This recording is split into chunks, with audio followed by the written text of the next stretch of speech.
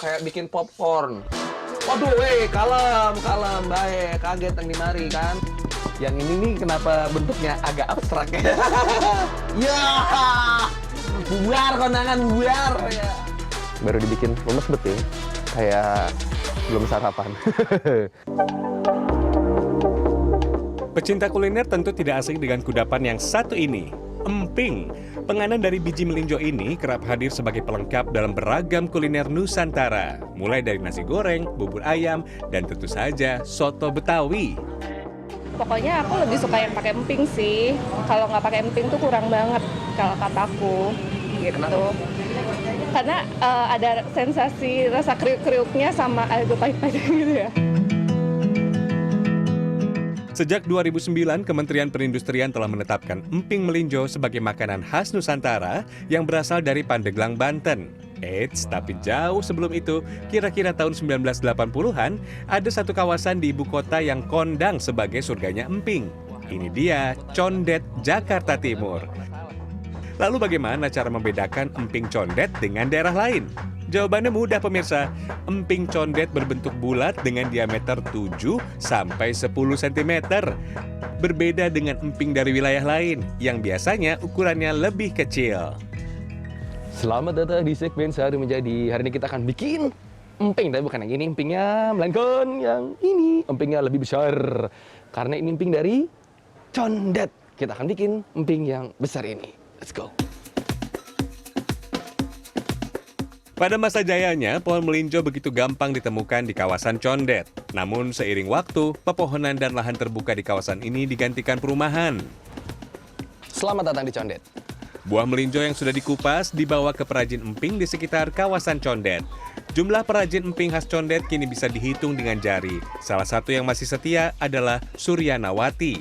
Perempuan 34 tahun ini adalah generasi ketiga di keluarganya yang masih setia mengolah biji melinjo.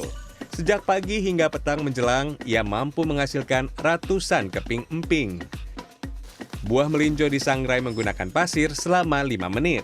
Pemanasan menjadi kunci untuk memudahkan pengupasan kulit bagian dalam yang keras dan melinjo tak hancur ketika dipipihkan. Kita cek dulu. Nah, dikit lagi pasir ya panas. Kalau menyangrai si melinjonya ini tuh nggak lama, paling 3-5 menit ya Bu ya. Jadi harus benar-benar dipastikan si pasirnya nih yang buat nyangrai itu panasnya merata. Proses menyangrai ini juga untuk mengeluarkan rasa dan aroma khas biji melinjo.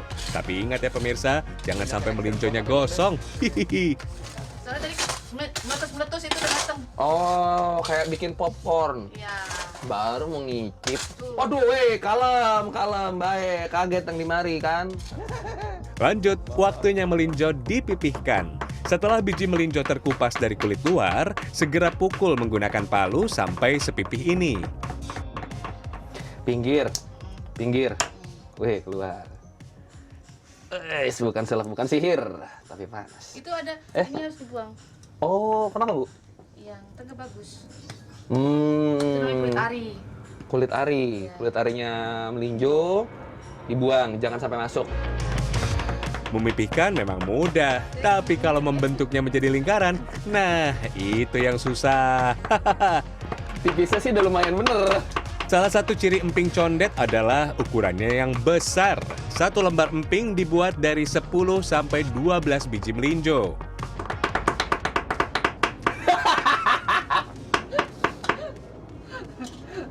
Baguslah untuk pemula. Lumayan lah ya untuk mulai ya. Iya. Nih tadi saya belajar tuh nerusin yang punya ibunya nih yang ini, yang setengah. Punya saya udah kelihatan aneh nih. Yang ini nih kenapa bentuknya agak abstrak ya?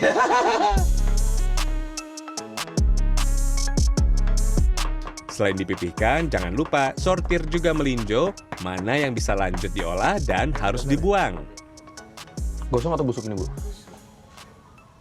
Yang ini tidak bisa dipakai, udah masaknya gosong, dia juga busuk ya? Kering. Si linjonya ini tuh melinjonya. Dan tidak bisa kalau dicampur tiba-tiba kayak ada warna coklat sendiri ya. Udah bikin jelek, rasanya juga pahit, bukan pahit enak, beneran pahit. Nah, ini.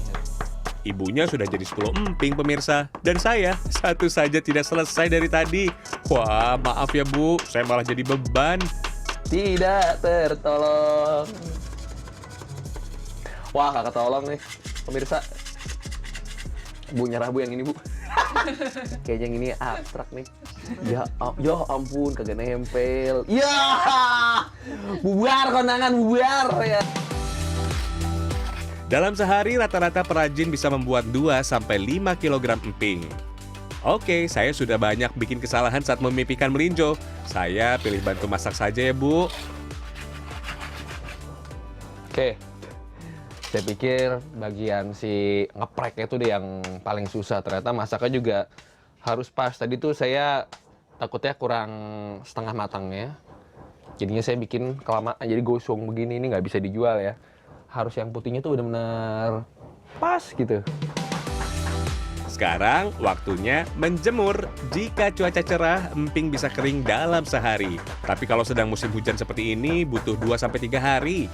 Bila emping tidak kering sempurna, saat digoreng tidak akan mengembang dan tidak kriuk saat digigit. Nah, ini kerupuk yang baru dibikin lemes bet ya. Kayak belum sarapan. Kalau ini yang sudah kering, udah lumayan keras. Tinggal digoreng dan dikemas. Meski terlihat sederhana, tapi omset dari bisnis emping milik Suryanawati bisa mencapai 8 juta rupiah per bulannya.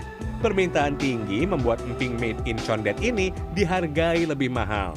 Bila emping biasa dibanderol 50 hingga 60 ribu rupiah setiap kilogramnya, emping Condet bisa dijual 120 ribu rupiah per kilogram. Pas awal-awalnya ya butuh perjuangan, karena kan yang tahu emping Condet cuma daerah dari sini aja, belum kemana-mana.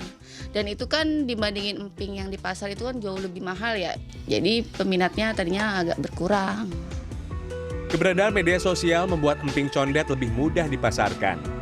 Syakur, salah satu pelestari emping Condet, mengaku bisa mendistribusikan hingga 120 kg emping setiap bulan.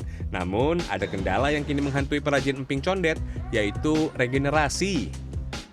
Sahabat ini kira-kira 15-20 orang dengan usia 50-60 tahun, usia yang udah tua. Gitu. Makanya ini kita mengharapkan ada kerjasamanya dari instansi terkait untuk regenerasi.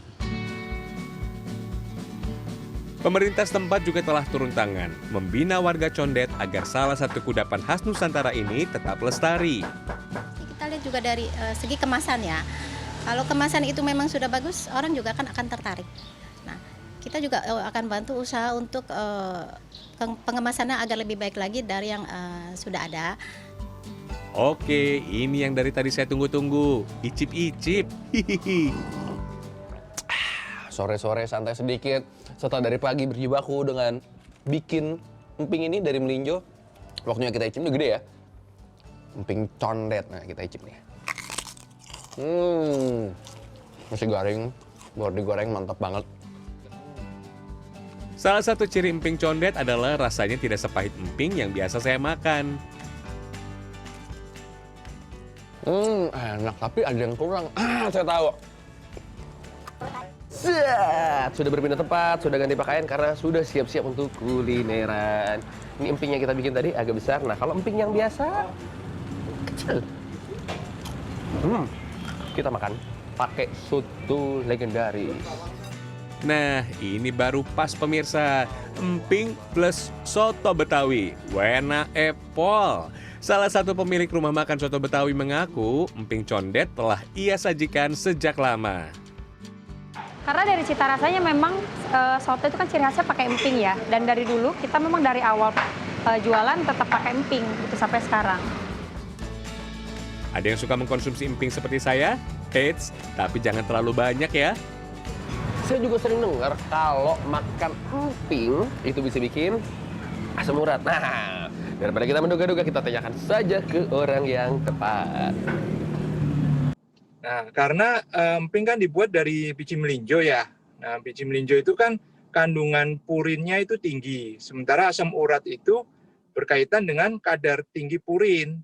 Ya, jadi kalau ada suatu makanan, kadar tinggi purin, itu nanti masuk di badan kita, kemudian nanti bisa di metabolisme, asam urat di dalam darah kita naik, bisa membentuk suatu yang namanya MSU, monosodium urat kristal. Nah, biasanya itu nanti bisa mengendap di tubuh kita, salah satunya sendi.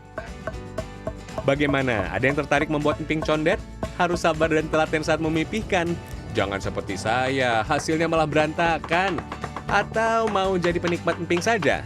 Boleh, asal harus ada batasan kalau mengkonsumsi emping. Apalagi untuk yang sudah punya riwayat asam urat. Jangan sampai nikmat di mulut, sakit di lutut. Rian Fernando, Dwi Agung Yulgiarto, Jakarta.